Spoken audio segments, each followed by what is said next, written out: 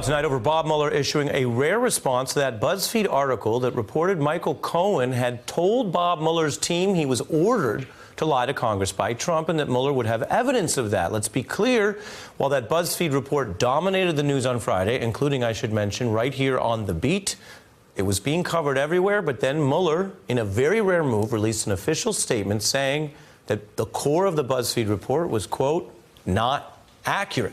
Let's get into what went wrong. I'm joined by Margaret Sullivan, a media columnist for the Washington Post and former public editor of the New York Times, dealing with the media and when the press makes mistakes. What did the press do wrong here? Well, you know, there's a lot we don't know here. There are some things we do know. We know what the BuzzFeed story says. We know that the editor of BuzzFeed, Ben Smith, is standing by it, as are the reporters. So I think we have to keep that in mind.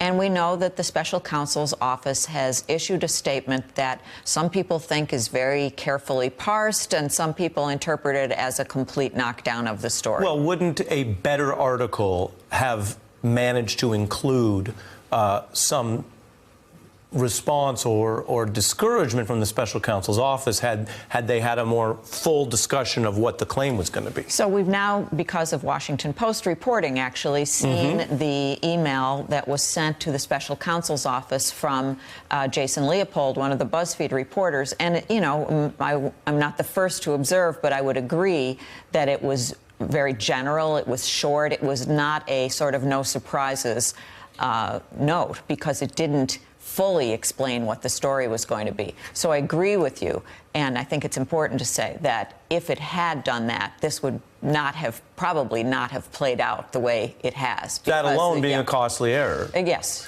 Bob Mueller himself has discussed something that many people who report on the law and investigations know, which is this is different than other areas because so much secrecy is required. So it can be difficult to even get a background or off-the-record rebuttal of no, that's wrong. Take a look at earlier Mueller talking about that. With freedom of the press comes an inherent tension between government and the media. Those of us in government appreciate that tension as one of the positive aspects of an open and a free society. Though I sometimes have to remind myself of that when I do pick up the newspaper in the morning and read some of the stories that have been written about the Bureau. Well, you know, there is a tension between government and the press, and that is a good thing.